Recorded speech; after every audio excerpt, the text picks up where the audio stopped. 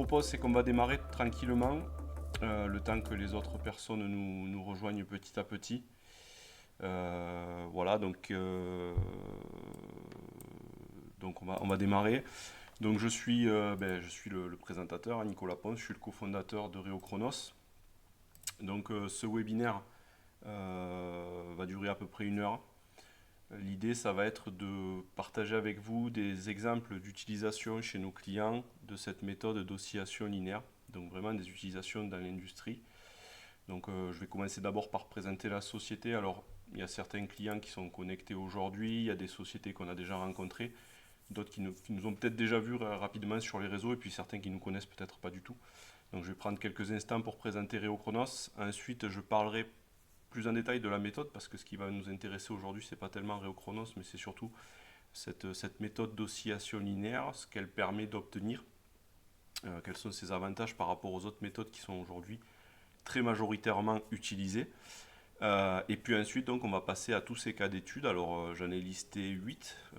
8, j'ai essayé de prendre des cas d'études sur divers types d'applications, de balayer un petit peu toutes les matières qu'on peut rencontrer. On va parler époxy, silicone, polyuréthane, polyester, phénolique, etc. Vous allez voir, on va en voir beaucoup avec des conditions d'utilisation différentes et à chaque fois des besoins différents. Je ne pouvais pas non plus tout mettre aujourd'hui, donc on va à chaque fois effleurer un petit peu ces différents cas d'études. Il y en a certains où je vais rentrer un peu plus dans le détail que d'autres. Donc, et à la fin, il y aura une session de questions-réponses d'une dizaine de minutes. Si j'ai pas la réponse, ça peut arriver à une de vos questions parce que vous me demandez peut-être un détail sur une des études et que je ne l'ai pas comme ça, je vous enverrai la réponse par mail. Si il faut y passer plus de temps et prendre le temps de discuter, à ce compte-là, je vous proposerai réorganiser une visioconférence directement plus tard. Et puis voilà. Voilà, voilà. Donc ce que je fais, c'est que je vous propose qu'on démarre. On va démarrer par la présentation de Reochronos. Et puis au fur et à mesure, les retardataires prendront le train en marche. Ah ben voilà, hop. Quand je dis ça, voilà. Bonjour, Bonjour. bonjour. Vous arrivez pile poil au bon moment, on est en train de démarrer. Euh, donc Reochronos, je le disais, donc on est une toute jeune société. La société existe depuis bientôt 5 ans, on l'a fondée dans le Gard avec mon associé. Voilà. Et puis donc notre savoir-faire, c'est de concevoir et de fabriquer des appareils, des accessoires et des logiciels qui sont focalisés sur l'étude du durcissement, de la gélification de la matière. Alors je dis de la matière parce qu'aujourd'hui on est entre gens du matériau, mais Reochronos est actuellement en train de diversifier un petit peu son portefeuille client. On commence à s'aventurer sur d'autres secteurs, notamment l'agroalimentaire et le cosmétique. Donc ces appareils qu'on fabrique nous-mêmes, ils sont fabriqués à 85% made in France. Sur les 15% restants, c'est soit des partenaires européens, sinon on achète les composants là où on les trouve, on n'a pas beaucoup le choix des fois. Et puis donc, petit bonus pour nous cette année, c'est qu'on a remporté le prix de l'innovation au Forum Labo de Paris. On a remporté le prix de l'innovation de la start-up française au niveau des visiteurs, donc 13 000 visiteurs, c'est une satisfaction pour nous. D'autant plus que le Forum Labo, pour le coup, c'est beaucoup de visiteurs en dehors, notamment du champ des matériaux. Donc on avait des gens qui faisaient de la pharmaceutique, du médical, cosmétique, agroalimentaire, etc. Donc c'était aussi intéressant de confronter un petit peu la méthode et ce qu'on peut en faire en dehors du champ des matériaux. Alors notre philosophie chez Reochronos, c'est qu'il faut utiliser le bon outil pour faire un bon travail. Alors je me suis permis d'utiliser quelques cas qui sont effectivement des caricatures, mais qui illustrent assez bien la chose. Et on a d'ailleurs Neil Gershenfeld, qui est le créateur du concept de Fab Lab, qui résume ça de cette façon, qui dit, si vous donnez à des gens ordinaires le bon outil, ils feront des choses extraordinaires. Et malheureusement, si on vous donne le mauvais outil, et même si vous êtes extraordinaire, ça va être compliqué de produire quelque chose de qualité. Et très souvent, le cas de figure, le constat que personnellement j'avais pu faire dans l'industrie, c'est que les sociétés ont tendance à utiliser des outils viscosimétriques ou rhéologiques pour faire finalement une analyse de comportement rhéocinétique, c'est-à-dire le changement d'état d'une matière au cours d'une réaction chimique. Alors chez Reochronos, on va vous accompagner pour vous aider à trouver vraiment la solution qui vous convient. Donc on a d'abord plusieurs modèles qui existent. Donc un qui est déjà commercialisé, deux sur lesquels on a relancé la conception qu'on avait mis entre parenthèses. Là, on avance depuis quelques semaines sur ces sujets-là parce qu'on veut les sortir en 2026. Et puis ensuite, on peut également, si besoin, on peut décliner les modèles en différentes versions pour des besoins particuliers. Alors parce qu'on est sur des matières spécifiques, on va voir tout à l'heure, justement, je vais en parler. Voilà, parce qu'il y a des normes spécifiques, par exemple dans l'agroalimentaire, etc., etc. En parallèle, on a la compétence pardon, en interne pour concevoir des logiciels.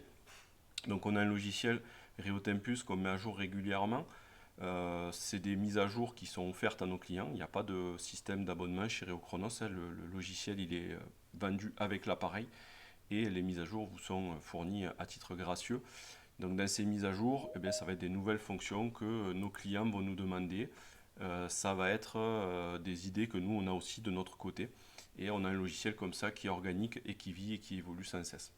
Et puis la dernière chose sur laquelle on vous accompagne sur l'aspect produit, on va dire, c'est le système de contrôle de l'environnement, parce que souvent vous avez des matières qui sont mises en œuvre à des températures particulières ou qui vont être utilisées à des températures particulières. Donc là, soit on va s'adapter à des systèmes que vous possédez déjà. Donc ici, on a deux cas de figure.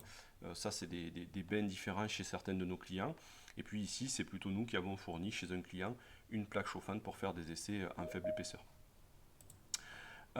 Et puis, donc, on va également avoir... alors bonjour, je m'excuse pour les retardataires, on vient juste de démarrer, mais vous n'avez pas raté grand-chose. Pour l'instant, on est sur la présentation de Reochronos.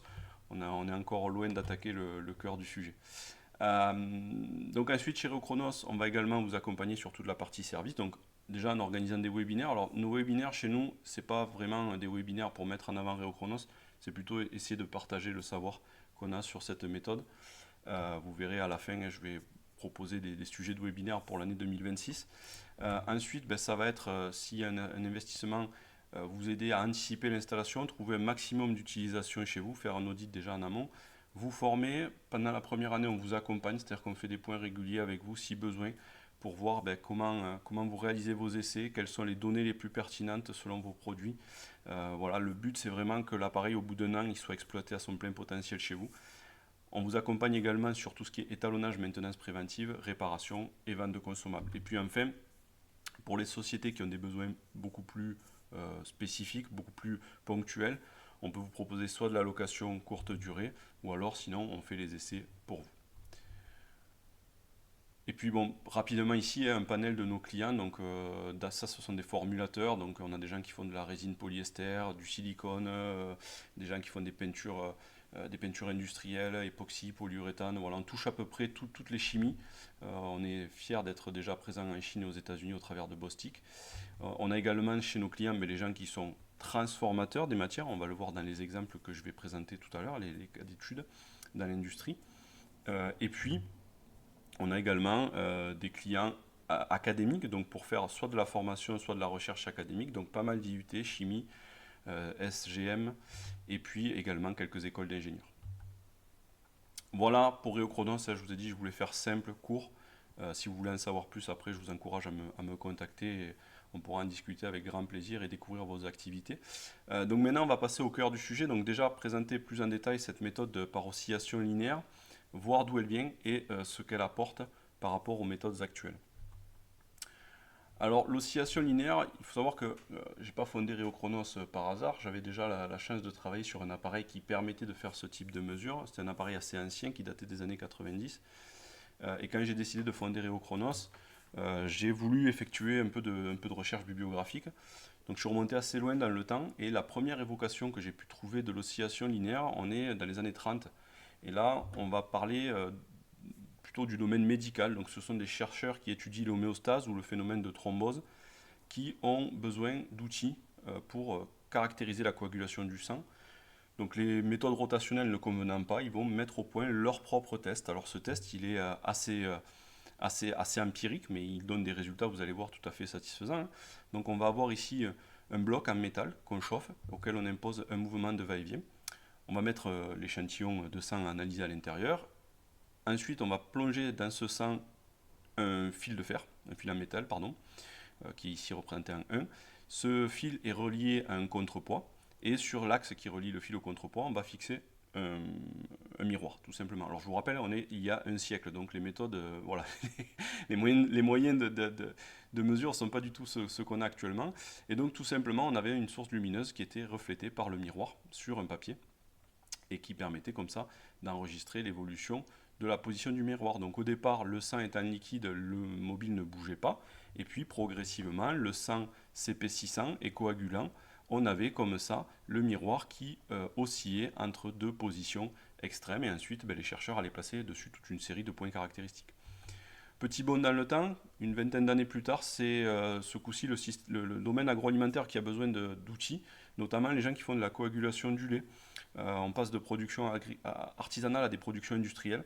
Et donc là, eh bien, ces chercheurs, ils vont pas s'embêter, ils vont regarder un petit peu ce que j'ai fait moi du coup, ils vont regarder dans la littérature, ils vont trouver cette méthode pour la coagulation du sang, et ils vont l'utiliser telle quelle pour étudier la coagulation du lait, afin de maîtriser bien les paramètres pour ce process.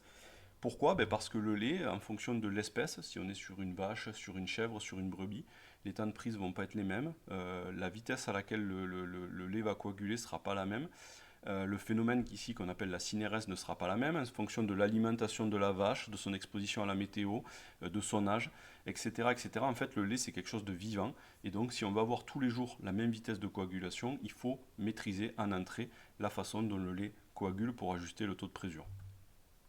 Nouveau bond dans le temps, donc là on arrive dans les années 70, et là on va parler matériaux, puisqu'il y a une norme qui apparaît. Alors aujourd'hui elle s'appelle la ISO 2535, je ne me souviens plus du nom de l'époque. C'est une norme qui définit la manière de mesurer le temps de gel sur des résines polyester. Alors en réalité il y a deux méthodes décrites dans la norme. Une méthode purement viscosimétrique où on vous dit que le temps de gel c'est le moment où on atteint 50 pascal seconde. C'est une valeur qui est plus que critiquable parce qu'en fait si on travaille à chaud ou à froid, déjà la viscosité initiale ne sera pas la même, donc définir un temps de gel pour une même valeur de viscosité, ce n'est pas forcément très pertinent, d'autant plus si on commence à sortir des résines polyester et commence à s'aventurer sur d'autres types de résines ou des résines chargées. Mais il y a une deuxième méthode qui est décrite par oscillation linéaire, et vous avez ce schéma qui est décrit dans la norme donc, et qui montre qu'on peut aller chercher une multitude de points caractéristiques sur, sur ces courbes-là. Alors il y a eu des appareils commercialisés notamment par une société française à partir des années 80, cette société qui a malheureusement disparu au début des années 2000. Et donc voilà, donc après il n'y a pas vraiment eu d'innovation autour de cette méthode, elle a continué à exister, à vivoter telle qu'elle, et c'est ce qui m'a encouragé à me fonder en 2021 le Rhéochronos pour la remettre sur le devant de la scène et aller beaucoup plus loin, c'est-à-dire avoir à la fois des appareils catalogue standards qui fonctionnent pour certaines applications, mais être aussi capable après de faire du sur-mesure pour des besoins très spécifiques. Oups, pardon, excusez-moi.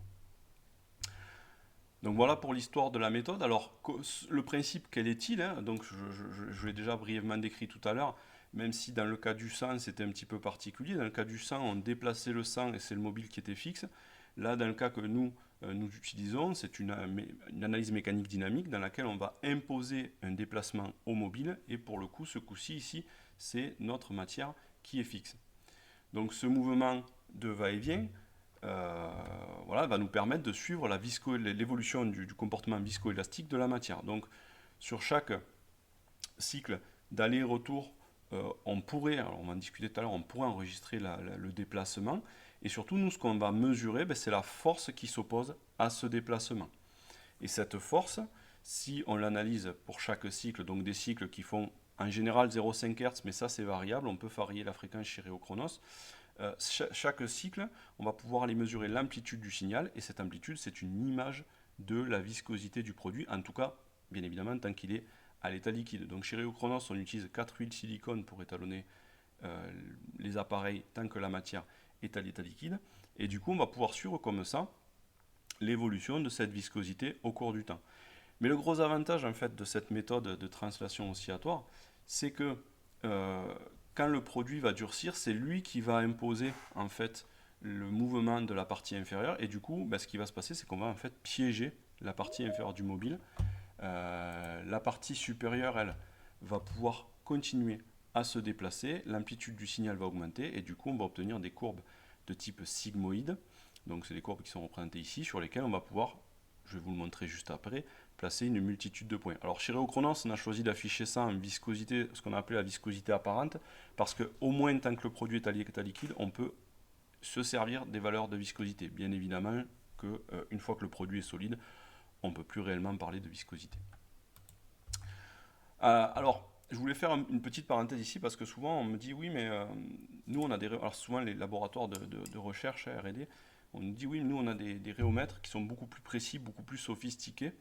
En fait, oui et non. C'est-à-dire qu'aujourd'hui, si on fait un focus rhéologie sur les essais que nous réalisons, si on venait à ajouter tout simplement un capteur sur notre appareil pour suivre la déformation au cours du temps, eh bien, qu'est-ce qu'on verrait? Ce qu'on verrait, c'est que quand le produit est à l'état liquide, le signal de force serait en opposition de phase avec la déformation, donc on aurait une tangente delta qui est nulle.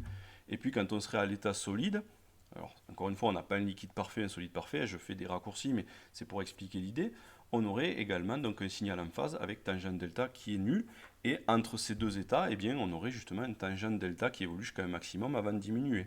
Et du coup, on aurait des courbes telles que celles qu'on peut obtenir sur des rhéomètres standards, avec ce maximum de tangente delta. Aujourd'hui, à nos yeux, chez Reochronos, on ne voit pas la différence qu'on pourrait obtenir entre aller chercher des valeurs sur un tangente delta, qui est une combinaison d'un comportement liquide et solide, à ce que nous on fait de manière empirique sans s'embêter à aller rajouter un capteur supplémentaire.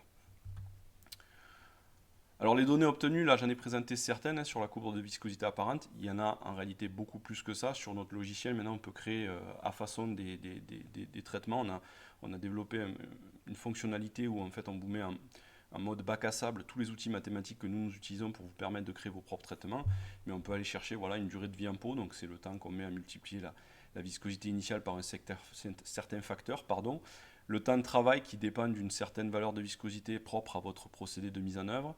Le temps de gel selon la méthode des tangentes, on peut aller chercher les valeurs de pente aussi, on nous a demandé de rajouter les valeurs de pente, donc on les a rajoutées, du retrait s'il y en a, on peut aller chercher énormément de données, et puis en parallèle, quand on va travailler en masse, on peut également s'intéresser au phénomène d'exothermie et aller chercher des données additionnelles sur le comportement thermique de la matière.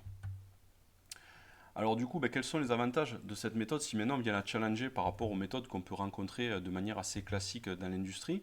Alors tout d'abord, il y a les méthodes manuelles, donc qui présentent l'avantage de représenter un investissement très faible initialement. Malheureusement, au cours du temps, vous allez avoir des coûts humains qui vont être de plus en plus importants, une reproductibilité qui n'est pas terrible, qui est même faible. Si on fait tous des tests, on ne sera pas tous d'accord sur le temps de polymérisation. On a très peu de données, il n'y a pas de traçabilité. Ensuite, on peut basculer sur un investissement un peu plus important, alors un petit peu plus, avec des systèmes où on va mesurer l'exothermie d'échantillons volumiques. Alors ça fonctionne uniquement si vous avez des matières exothermiques. Vous avez que des informations thermiques et pas d'informations sur le comportement viscoélastique. Je vais vous montrer un petit peu après pourquoi c'est important. On peut travailler qu'en masse. Donc c'est compliqué également d'avoir des données pertinentes.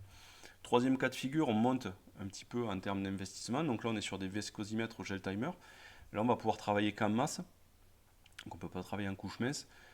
Et puis, en fait, on vous donne un temps de gel. Mais là aussi, je vais vous montrer tout à l'heure qu'en fait, ce temps de gel, il n'est pas vrai.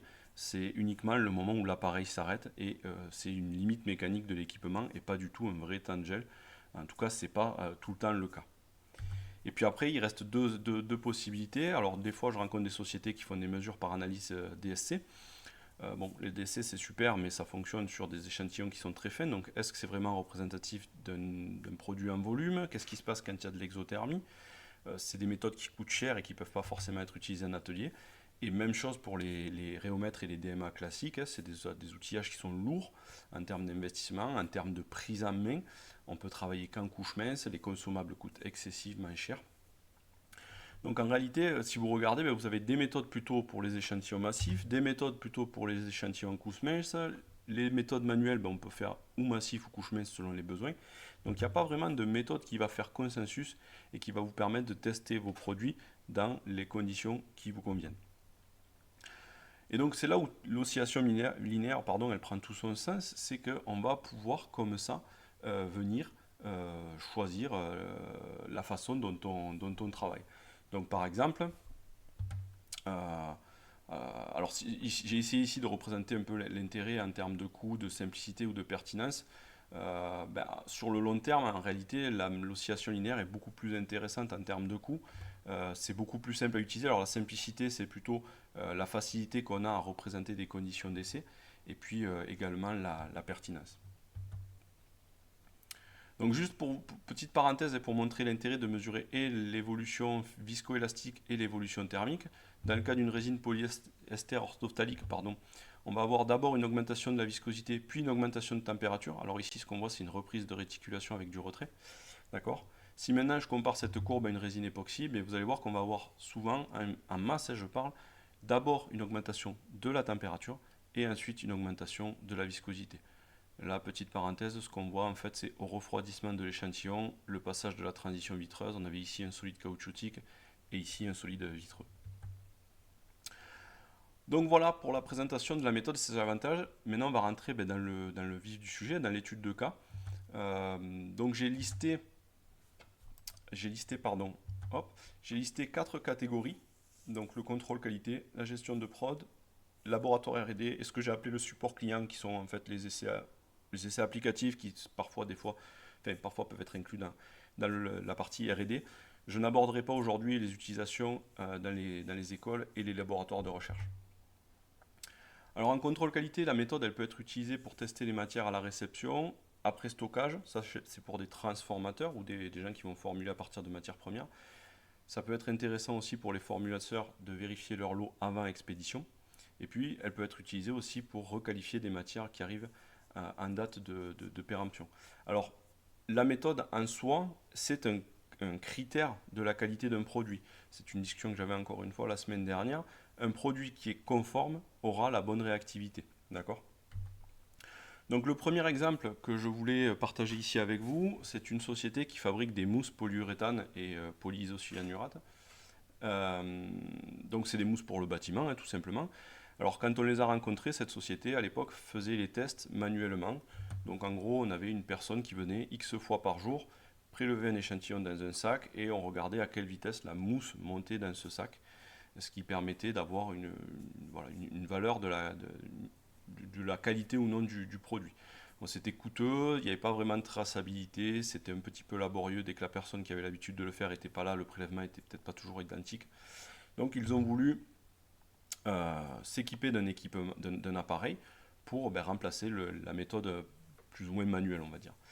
Donc on a fait des essais sur des mousses polyuréthane.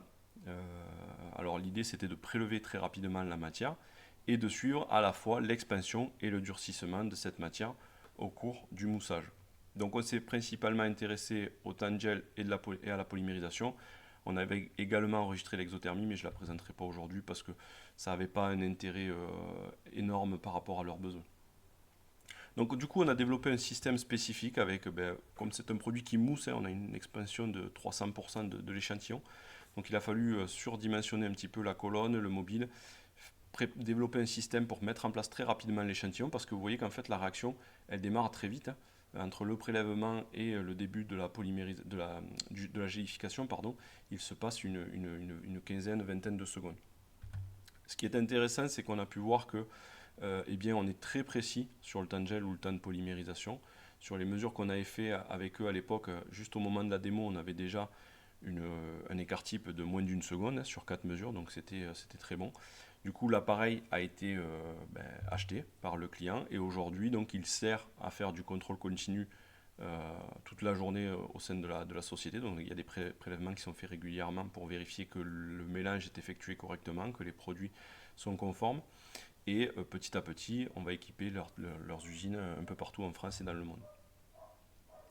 Donc le deuxième cas de figure sur du contrôle qualité, là on bascule sur des gens qui font des résines polyester et vinylester et des gel coat, donc on est dans le domaine du composite. Donc là, la problématique c'était d'améliorer le contrôle qualité. En fait, il y a déjà du contrôle qui était effectué au moment où on les a rencontrés, c'était un contrôle en mesurant la viscosité initiale de leur produit en sortie de fabrication, donc partie A et partie B. Mais ils avaient quand même des retours clients. Alors nous on le savait déjà puisque ces clients on les avait rencontrés nous aussi par ailleurs. Donc ce qu'on a fait c'est qu'on a travaillé avec eux pour mettre en place un test de contrôle qualité, déjà vérifier si on arrivait à avoir des différences que eux n'observaient pas. Donc on a pris 3 gel coats non conformes, de différentes couleurs notamment, et on a mis le même taux de catalyseur à la même température. Et là on s'est principalement intéressé au tangel parce qu'on est sur des résines avec un fort retrait une fois polymérisé. Donc on a retenu en première approche uniquement le tangel. Et là, vous voyez que déjà, d'emblée, sans vous montrer les valeurs, rien qu'en observant les courbes, on voit que 3 produits qui sont censés avoir la même cinétique de polymérisation, ils ont des comportements qui sont radicalement différents.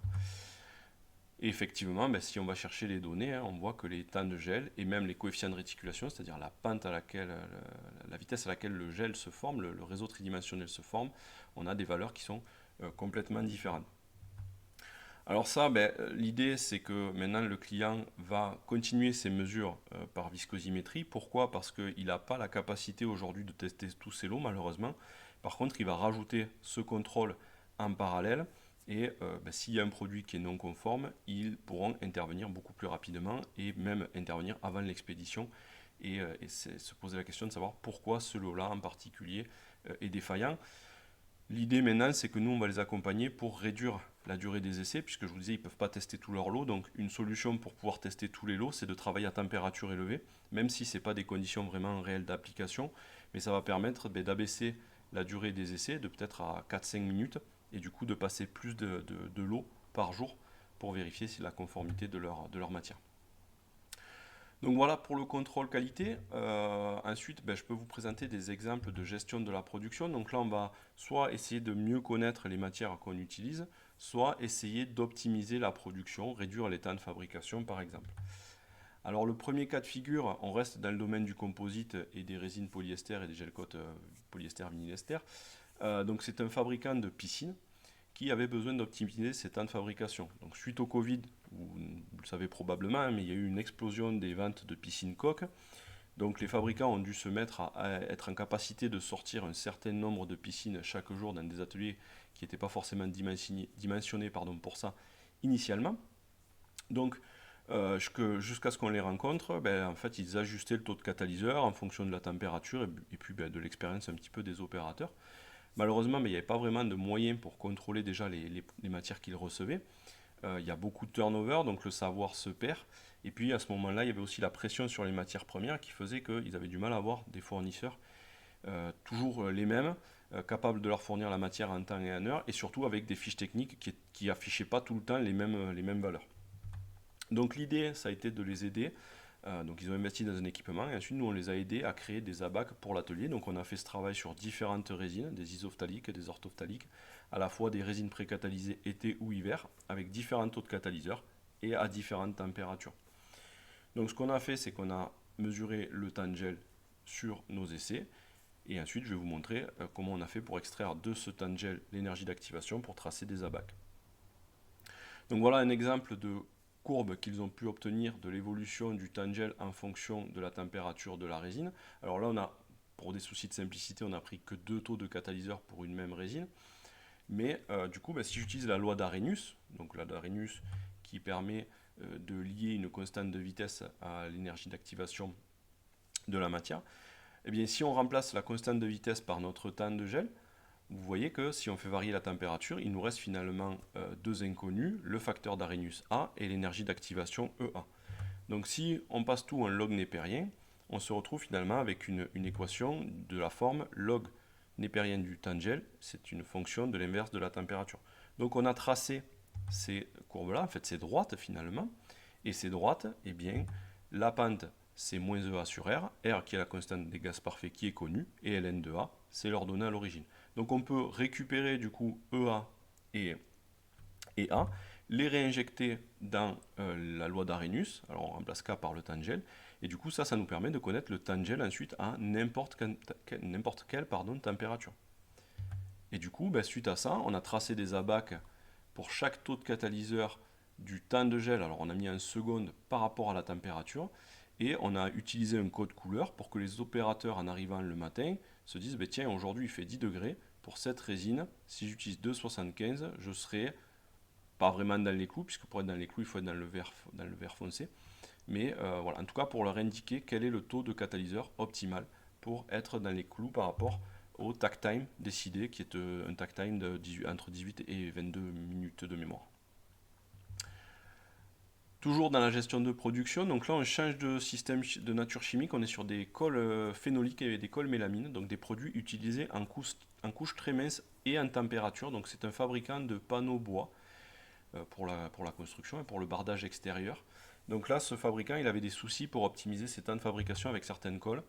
Donc actuellement ils font les mesures manuelles avec un ajustement qui se fait un petit peu au doigt mouillé, si je puis dire, hein, de manière totalement empirique. Mais malheureusement, il n'empêche que parfois il y a des réticulations qui sont incomplètes en sortie du four. La colle n'a pas réellement fini de durcir.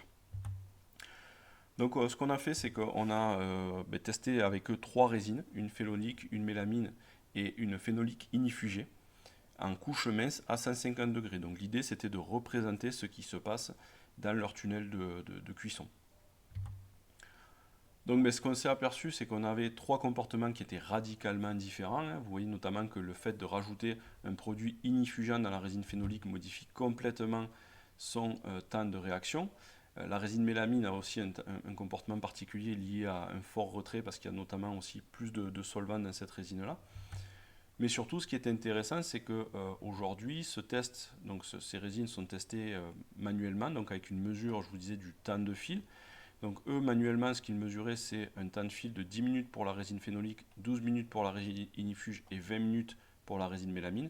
Et vous voyez qu'en fait, on a des comportements qui sont radicalement différents. Et là où ça devient intéressant, c'est qu'en fait, le client nous a confirmé que, pour le coup, c'était en adéquation avec les constats que eux faisaient, les ajustements qu'ils étaient obligés de faire. Donc là, dorénavant, grâce à ces données, ils vont pouvoir adapter les cycles de cuisson en fonction de la colle qui est utilisée.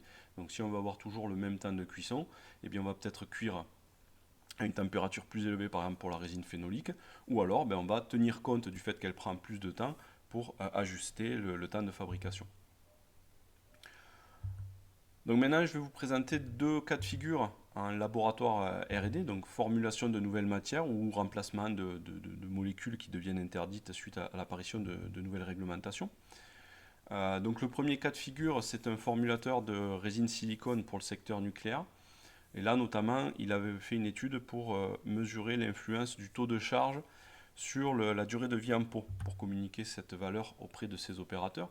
Donc jusqu'à présent, il s'intéressait uniquement à la viscosité initiale, c'est-à-dire quelle allait être la viscosité du produit une fois que l'applicateur allait ouvrir le pot, faire terminer son ménage, mais ils n'avaient pas vraiment d'indication sur jusqu'à quand le produit allait pouvoir être manipulé. Donc on a travaillé avec une résine avec un taux de charge qui a varié de 0 à 75% alors c'est 100 ml, je me suis trompé, à 25 degrés, et on s'est intéressé au pot life, c'est-à-dire le moment où la viscosité initiale a été mesurée par deux. Et donc ce qu'on a pu voir, c'est que effectivement, alors ce qu'ils ont appelé le temps de prise, c'est le pot life, augmente avec le taux de charge. Alors intuitivement, ça paraît évident, mais c'est intéressant de pouvoir mettre de la donnée dessus et de savoir précisément quel est le pot life en fonction du taux de charge. Et ensuite, ils ont poussé l'étude plus loin, puisque du coup, ces résines, elles sont appliquées à différentes températures. Donc, ils ont fait les mêmes mesures pour chaque taux de charge à différentes températures. Donc là, l'idée, j'appuie un peu vite. L'idée, ça a permis de valider que la charge a une influence, de mettre de la donnée dessus, mais surtout d'améliorer la communication vis-à-vis des applicateurs en aval. Deuxième cas de figure, donc là c'est une étude un peu plus complète, c'est celle qui va être la plus complète dans celle que je vais présenter aujourd'hui, donc je vais essayer d'y passer un petit peu plus de temps. Là c'est un formulateur de polyuréthane, d'élastomère polyuréthane, pour plein de secteurs différents, qui a voulu étudier justement, challenger un peu la méthode, donc il l'a passé un peu au banc d'essai, et qui a voulu vérifier ce qu'on était en mesure de voir avec la méthode. Donc ils avaient jusque-là un équipement qui mesurait un temps de gel, donc un gel timer, dont vous pouvez voir ici une photo. Mais il n'y avait en fait aucune indication sur la fin de la réaction, uniquement sur ce qui se passait avant le pseudo-temps de gel, et puis également aucune indication sur l'exothermie. Donc on a travaillé dans des conditions quasiment identiques à celles qu'ils utilisaient jusqu'à maintenant, c'est-à-dire 100 ml à 25 degrés, et on a fait varier, alors j'ai mis différentes duretés finales, mais vous allez voir qu'ils ont joué sur beaucoup plus de paramètres que ça. Alors la petite parenthèse ici, c'est que quand je disais que les gel timers peuvent modifier le résultat. Vous voyez ici, on est quasiment au moment où l'appareil va s'arrêter, et je vous laisse apprécier en fait l'état de la matière ici aux parois, qui est complètement cisaillée. sans parler de l'écart de température entre la température imposée par le système et la température qu'il y a réellement à l'intérieur, étant donné l'échange thermique qu'il y a entre cette paroi qui est lisse et ce gobelet. Voilà, ça pose des questions aussi sur les résultats qui sont obtenus. Donc ils ont voulu dans un premier temps se dire, tiens, qu'est-ce qu'il se passe si un client se met à avoir une buse un dosage qui se fait plus correctement de manière automatique. Donc ils ont testé avec une bonne stoichiométrie, et puis, alors je l'ai mal mis, excusez-moi, mais ils ont dégradé progressivement la stoichiométrie, et on s'aperçoit que très rapidement, en fait, dès qu'on passe à 5% d'écart par rapport à la vérité, eh bien on a un fort ralentissement de la réactivité. Donc c'est normal, il n'y a pas de souci avec ça, mais encore une fois, c'est intéressant de pouvoir mettre de la donnée dessus et de savoir ce qu'on va être capable de mettre en avant en faisant ce type de mesure. Ensuite, ils se sont posé la question de savoir quel impact a le catalyseur dans la réaction. En tout cas, de quelle manière on va accélérer la réaction quand on multiplie le taux de catalyseur par 2 ou quand on le divise par 2. Donc ici, ce qu'on a pu voir, c'est qu'avec ce catalyseur-là en particulier, quand on multiplie par 2 la quantité de catalyseur, on divise le temps par 2. Mais avec d'autres catalyseurs, ça ne serait probablement pas le même résultat. Ce qu'on a pu voir également, c'est que l'exothermie augmente, même si l'augmentation est assez modeste par rapport aux temps qui sont divisés par 2. Et là où c'est intéressant, c'est que si on zoome sur le début de la réaction, on voit que le catalyseur, je vais survivre, on voit que le catalyseur, j'ai soif, excusez-moi, le catalyseur qui a 2 fois moins de concentration que prévu, on voit qu'il y a une diminution de la viscosité au début de la réaction. En fait, pourquoi il y a une diminution de la viscosité? Parce que la température augmente, on fluidifie la matière, donc il y a une compétition entre la fluidification de la matière liée à l'augmentation de température et l'augmentation de la viscosité liée à l'avancement de la réaction. Et donc là, c'est intéressant ce genre de données également parce que, par exemple, si c'est une résine qu'on veut couler, on va peut-être dans ce cas attendre d'être à 4 minutes, c'est-à-dire au moment où elle est le plus fluide, pour la couler. Alors que dans les deux autres cas, on voit que la viscosité augmente dès le départ et qu'on n'a pas cette baisse de viscosité initiale. Donc je vous parlais de dureté, et bien voilà un exemple de même prépolymère avec 3 durcisseurs qui permettent d'avoir 3 duretés finales différentes. Donc la première chose qu'on peut voir, c'est que les paliers qu'on atteint à la fin sont classés dans le même ordre que la dureté finale du produit. Et ensuite, ce qu'on peut voir, c'est que la dureté finale, quand elle augmente, on a une réactivité qui est plus importante. Ça, c'est logique, si là encore une fois on descend à l'échelle macromoléculaire. Un durcisseur qui permet d'avoir un produit qui aura une dureté plus faible, donc quelque chose de plus mou, c'est souvent des chaînes plus longues. Et donc ça veut dire que par unité de masse, on a moins de fonctions réactives. Donc ces fonctions, elles vont avoir plus de difficultés à se rencontrer. Alors qu'au contraire, sur un durcisseur qui permet d'avoir une dureté plus importante, on a des molécules plus petites, donc les réactions se font plus rapidement. Et on a pu voir également que ça avait un impact sur l'exothermie développée. Alors ça, c'est des données qui sont intéressantes. Si on prend le cas de l'électronique, par exemple, on va souvent vouloir que le produit reste en dessous de 120 degrés. Alors ils ont poussé ensuite l'étude plus loin encore, c'est-à-dire qu'ils se sont dit, ok, là on a un prépolymère, 3 prépolymères avec un durcisseur. Maintenant, qu'est-ce qui se passe si on compare 3 prépolymères avec 2 durcisseurs différents? Alors là, vous avez le durcisseur A. Donc on voit qu'on a 2 prépolymères qui ont les mêmes réactivités au niveau physique, mais pas les mêmes réactivités au niveau thermique, et un prépolymère C qui est un peu plus lent. Et ensuite, ils ont repris les 3 mêmes prépolymères et ils ont testé avec un deuxième durcisseur. Et en fait, ce qui est intéressant de voir, c'est que finalement, les prépolymères A et B qui réagissaient à la même vitesse ici avec ce durcisseur A ne réagissent plus du tout à la même vitesse. Par contre, ce coup-ci, les exothermies qui étaient différentes ici sont identiques avec ce durcisseur. Donc là aussi, c'est intéressant parce que ça montre tout l'intérêt d'aller vraiment tester chaque système et pas forcément de tirer des conclusions sur la base d'un seul essai, mais vraiment aller étudier à chaque fois chaque combinaison, chaque formulation. Dernier exemple, 2 autres prépolymères avec 2 autres durcisseurs. Et bien vous voyez qu'avec le durcisseur C, c'est le prépolymère D qui est le plus rapide. Alors c'est un durcisseur qui permet d'avoir des duretés plus importantes. Et puis avec le durcisseur D, et bien du coup, déjà on a des valeurs de dureté finale, enfin de rigidité finale qui sont plus faibles, donc ça c'est logique. Mais par contre, on a une inversion dans la réactivité des 2 prépolymères. Donc cette étude qui a été assez complète, alors j'ai pas tout mis là parce qu'il y avait pas mal de choses qui étaient un petit peu confidentielles, Mais on a pu voir énormément de choses, l'impact de la stoichiométrie, du taux de catalyseur, et puis après des compatibilités, des réactivités, si je puis dire, entre les prépolymères et les durcisseurs. Donc là, la suite de cette étude, c'est que maintenant, ils vont travailler à différentes températures, parce que là, on va rajouter un troisième paramètre qui est le paramètre temps. Je termine par le support client. Donc là, on va faire des tests selon les conditions demandées par un client. Donc le premier exemple, c'est un fabricant de résine époxy pour faire des sols drainants chargés de résine. Donc actuellement, les tests sont faits manuellement et donc les fiches techniques étaient renseignées avec des données issues d'essais manuels. Mais il y avait des différences entre ce que les applicateurs observaient sur chantier et ce que le fabricant leur indiquait comme données. Donc on a fait des tests sur 2 résines époxy dans 2 conditions différentes, en couche mince et en volume. Ce qu'on a pu voir, c'est que, bien évidemment, si on est en couche mince, on n'a pas d'exothermie, donc la réaction prend plus de temps. Et puis ensuite, si on compare les 2 résines entre elles, on voit qu'en masse, il y a une résine qui est plus rapide que l'autre, mais en couche mince, la différence est moins flagrante. Donc ça, ça va permettre à notre client maintenant d'avoir des fiches techniques beaucoup mieux renseignées, avec notamment un pot life qui pourrait être non pas lié à l'évolution de la viscosité, mais peut-être déjà indiqué à l'opérateur, attention, ta résine elle atteint 60 degrés au bout de 50 minutes, et ensuite dire voilà, une fois que la résine elle a été appliquée, qu'elle est en condition isotherme, qu'il n'y a plus d'effet de l'exothermie, le temps de gel il est de 4 heures, et on peut venir circuler dessus à partir de 12 ou 13 heures. Et puis dernier exemple, donc là c'est un fabricant de pré-imprégnés SMC BMC, donc ce sont des résines chargées fibre de verre, résine vinylester. Et donc ce fabricant a des difficultés à faire des essais de simulation de cuisson pour ses clients. Donc actuellement ce sont des tests qui sont faits par viscosimètre et par réactivité uniquement thermique. Et donc ce que nous avons proposé, c'est de faire des tests vraiment dans des conditions qui se rapprochent de l'applicatif, donc à 130 degrés sur 15 grammes et sur 3 échantillons différents. Donc voilà les courbes qu'on a obtenues. On avait 3 produits. Alors il faut savoir que chez Reochronos, quand on fait de la démo, on travaille systématiquement en aveugle. Donc là, on avait 3 produits qui avaient des réactivités qui n'étaient pas du tout les mêmes. Et quand on s'est rapproché du client, il nous a demandé d'aller chercher un delta temps de polymérisation moins temps de gel. Et ce delta, en fait, qu'on va retrouver ici dans le tableau, il est finalement assez proche des temps de cuisson indiqués par le fabricant.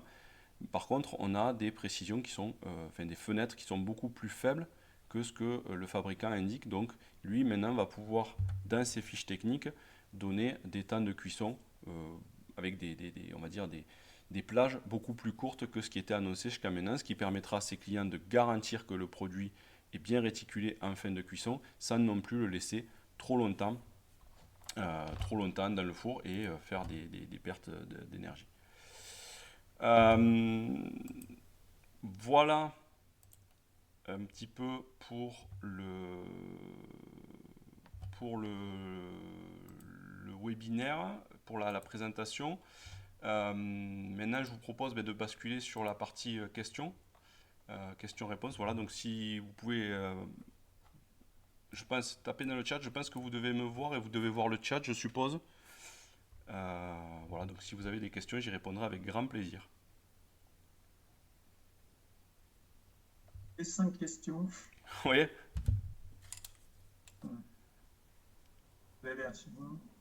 Ok. Tout le monde voit les questions, on est d'accord, hein? Oui. Ok.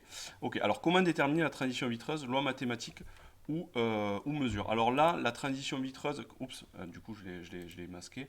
La transition vitreuse, elle était mesurée, on l'a mesurée avec des systèmes de tangentes. Donc là, c'était assez exceptionnel qu'on la mesure, la transition vitreuse. On l'a mesurée parce qu'on était sur un produit basse transition vitreuse et parce que aussi on a laissé tourner l'essai alors qu'on aurait dû l'arrêter. C'est-à-dire que nous, en général, quand on atteint le plateau à la fin de la polymérisation, c'est vrai qu'on a tendance à arrêter l'essai. Et puis là, je ne vous cache pas que je suis parti manger, j'ai laissé l'essai tourner. Et au refroidissement, donc il y a eu cette transition vitreuse. Donc en fait, c'est uniquement, quand vous dites loi mathématique ou mesure, en fait on utilise la loi des tangentes. Donc on va placer une tangente sur un premier plateau, une tangente sur l'autre plateau et une troisième tangente au point d'inflexion, comme on le fait déjà aujourd'hui pour mesurer le temps de gel. Quelle est la précision des mesures par rapport aux anciennes méthodes de mesure?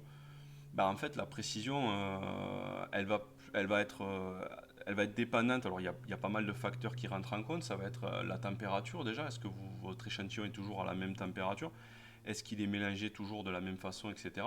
Maintenant, la précision, quand les essais sont réalisés de manière correcte, que le mélange est fait de la même façon, etc., en général, on est à 2-3% de précision sur le temps.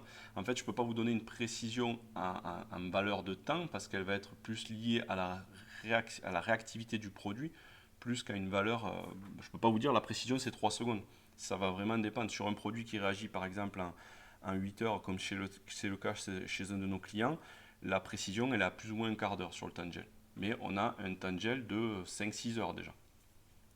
Donc voilà.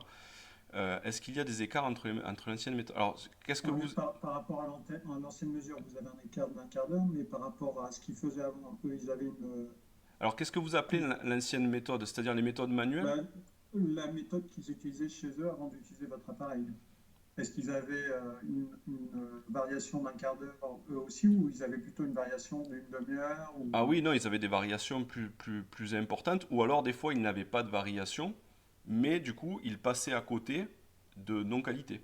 C'est-à-dire qu'on avait des clients qui, je reprends l'exemple du fabricant de gel coat, qui nous dit, ben moi c'est bon, mon produit en termes de viscosité, la reproductibilité elle est super bonne, mes viscosités elles sont dans ma gamme attendue. Sauf qu'en réalité, oui, ils ne voyaient pas de différence, mais pour autant, en termes de réactivité, les différences étaient énormes. Donc oui, il y a une amélioration. Voilà, les méthodes nous auxquelles on se confronte la plupart du temps. Alors il y a des gens qui connaissent déjà la méthode et là pour le coup le transfert se fait directement, c'est-à-dire qu'il y a des gens qui utilisent déjà ce système-là, des appareils qui datent des années 90, donc ça fait partie d'une portion de nos clients. Donc là pour le coup on reste sur les mêmes valeurs de précision, on va dire, si je puis dire. Euh, mais par contre, pour les gens qui utilisaient des méthodes manuelles ou des méthodes viscosimétriques, là, il y a une amélioration effectivement de la qualité des résultats. Est-ce que le logiciel peut déterminer la loi d'Arrhenius? Eh bien, bientôt. Bientôt, ça fait partie des choses qu'on est en train de développer. Je vous disais qu'on a un logiciel qui évolue tout le temps. Donc là, pour l'instant, on est en train de travailler sur la capacité pour nos clients de créer leur propre traitement mathématique. Mais ça fait partie effectivement des choses qu'on va développer. Donc ça, si vous voulez, je pourrais vous présenter le logiciel en aparté, voilà. Mais effectivement, l'idée, ça sera d'avoir plusieurs essais d'un même produit à différentes températures. Vous rentrez ça dans le logiciel, il mouline tout seul, il vous sort l'énergie d'activation, et ensuite de là, vous pouvez connaître le temps de gel à n'importe quelle température. Quels sont les consommables? Alors, il n'y en a pas beaucoup, hein. C'est une petite bille en bakélite qui coûte 70 centimes de mémoire et un bécher en plastique, pareil, en polypro. Alors, nous, c'est un bécher qu'on propose. Après, on a des clients qui avaient leur propre système de bécher ou de pot, et du coup, on a développé des systèmes pour s'adapter à leur contenant plutôt qu'au nôtre. Le bécher, je crois qu'on est à 50 centimes le bécher, donc ça fait un essai qui est à moins d'1,50 €. Voilà. Et il y a du J'ai thermo. une dernière. Ouais. Pardon, excusez-moi, J'ai- il y a le thermocouple, mais le thermocouple, c'est soit vous avez du thermocouple rigide, que vous mettez du démoulant dessus, vous le réutilisez, sinon c'est du thermocouple qu'on coupe, mais la bobine de 5 mètres, ça vaut quelques dizaines d'euros et vous allez utiliser 2-3 cm à chaque fois, donc vous en avez pour très longtemps. J'ai une dernière question. Oui, L'épaisseur de film à tester, c'est quoi le mini que vous testez en épaisseur de film? alors sur le modèle qui est commercialisé actuellement, nous on recommande d'éviter d'aller en dessous du millimètre. On peut le faire, on l'a déjà fait, on a déjà fait jusqu'à 100 microns, mais c'est délicat parce que sur 100 microns, si vous voulez être précis, ça veut dire qu'il faut mettre une cale étalon, il faut descendre manuellement et regarder manuellement quand est-ce qu'on vient en contact de la cale étalon. C'est pour ça qu'on est en train de développer un deuxième système qui permettra voilà, de tout automatiser. Donc c'est par logiciel qu'on détectera le zéro. Merci. Est-ce qu'il y a d'autres questions?